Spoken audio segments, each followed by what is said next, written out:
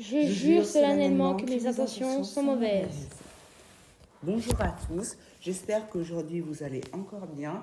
Nous sommes vraiment désolés pour le retard que nous avons pris dans les vidéos. Et nous allons reprendre le rythme de une vidéo par mois. Donc cette fois-ci, c'est une vidéo théorie. Donc on a trouvé 4 théories qu'on aimait beaucoup et qu'on a voulu vous montrer. Voici le sommaire. Théorie numéro 1, la théorie des 3 frères. Théorie numéro 2, le véritable amour de Rogue. Théorie numéro 3, Rogue n'est pas mort. Théorie numéro 4, la théorie du deuil. Commençons la vidéo tout de suite. Donc, on va commencer par la théorie des 3 frères. En fait, Voldemort, il représenterait le premier frère parce qu'il est avide de pouvoir et il cherche par-dessus tout à mettre la main sur la redoutable baguette de Suro. Et cette arme, cette baguette, elle crée sa perte. Rogue, ce serait le deuxième frère parce qu'il perd la vie pour l'amour de sa défunte bien-aimée Lily Potter. Et tout comme le troisième frère et ses descendants, Harry, c'est l'heureux possesseur d'une véritable cape d'invisibilité, ainsi que son alter ego dans le conte de Biddle le Barde.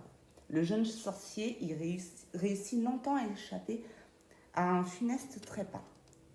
Enfin, Dumbledore représenterait la mort elle-même, puisqu'il est le seul personnage à avoir détenu en même temps les 3 reliques. Dans la dernière minute de la saga, il accueille d'ailleurs Harry dans une sorte d'au-delà, exactement comme la mort l'avait fait pour le troisième frère dans le conte.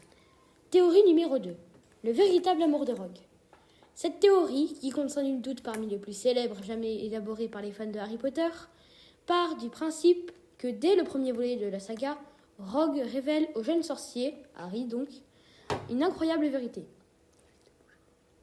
À demi-mot, en camouflant sa révélation sous une nébuleuse énigme professorale, il avoue en effet à toute la classe et aux spectateurs les plus attentifs qu'il a toujours été éperdument amoureux de Lily Potter, la mère de Harry, et que son cœur s'est brisé depuis de longues années. Lors du premier cours de potions auquel assiste Harry, le professeur lui pose en effet la question suivante. Qu'est-ce que j'obtiens quand j'ajoute de la racine d'asphodèle en poudre à une infusion d'armoise ? Une phrase qui n'a strictement aucun sens, à moins de la décrypter en faisant intervenir ce qu'on appelle le langage des fleurs. Selon ce célèbre principe, qui attribue à chaque fleur une émotion, l'asphodèle évoque les regrets et le deuil. Quant à l'armoise, elle fait souvent référence à l'absence, à la séparation ou à la peine de cœur. Passons maintenant à la théorie numéro 3. Cette théorie évoquerait que Rogue, il ne serait pas mort. Premièrement, il n'apparaît pas quand Harry utilise la pierre de résurrection. On pourrait penser que Rogue était très important pour Harry. Il aimait sa mère, s'est sacrifié pour le sauver et l'a protégé en cachette pendant toute sa vie. À la fin, Harry vient de découvrir à quel point Rogue a été son protecteur. Mais quand il utilise la pierre de résurrection, celui-ci n'apparaît pas. Il le connaissait pourtant depuis plus longtemps que Lupin. Et on peut même penser qu'il a été plus important que lui dans son parcours. Mais il n'est pas là, peut-être parce qu'il n'est pas mort. Numéro 2, le corps de Rogue n'est jamais retrouvé ni mentionné. Après la grande bataille, tous les corps sont réunis dans la grande salle. Même les mange-morts sont là. Harry voit Lupin, Fred, Tonks, etc. Mais pas Rogue. On pourrait penser qu'en découvrant qu'il était de son côté, Harry l'aurait dit à tout le monde, qu'il aurait parlé de son sacrifice et qu'ils auraient cherché son corps. Mais non. Donc voilà ce qu'on pense. Le venin du serpent n'a pas tué Rogue. Il l'a sans doute paralysé, mais il n'est pas mort. Réfléchissez-y un instant. Vous pensez vraiment que ce maître des potions n'aurait pas accès à un antivenin ? Vous croyez qu'il n'aurait pas pensé que le serpent pouvait s'attaquer à lui ?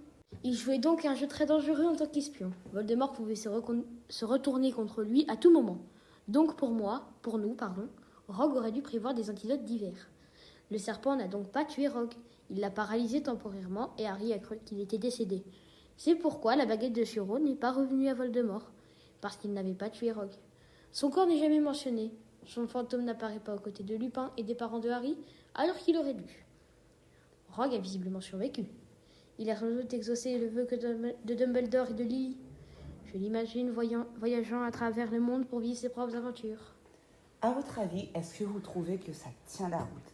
La première partie de la théorie a peut-être une explication, parce que si Harry il découvre effectivement que Rogue l'a protégé toute sa vie, il n'est pas forcé de l'aimer pour autant.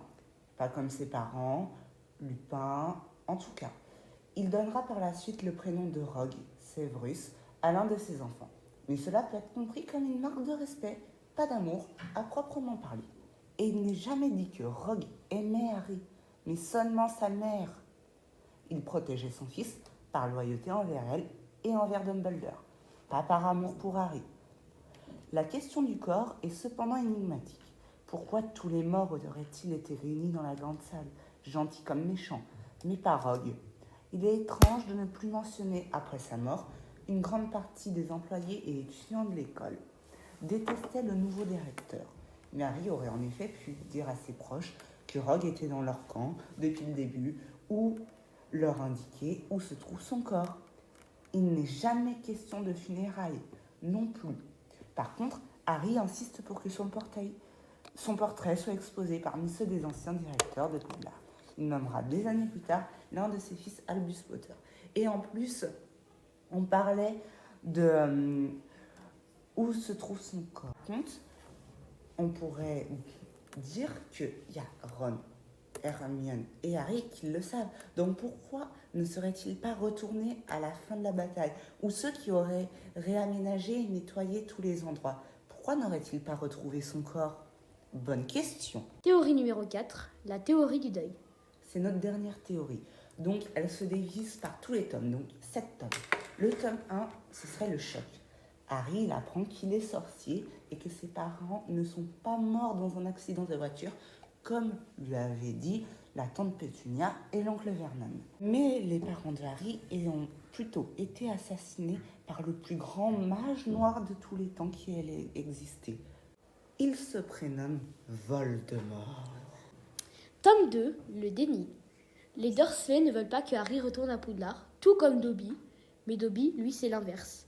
Il fait tout pour dissuader le jeune homme de revenir dans le monde des sorciers, car il est en danger à cause de Lucius Malfoy, comme par hasard.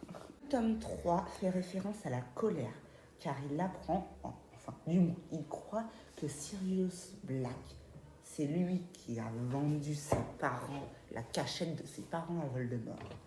Et il s'obstine à vouloir se venger de son parrain. Le tome 4, quant à lui, fait référence à la tristesse. Harry assiste à la mort de son ami Cédric, première mort qui annonce une longue série à suivre. Voldemort est de retour. Le tournoi des 3 sorciers prend fin sur une note très sombre. Le temps des festivités est malheureusement terminé.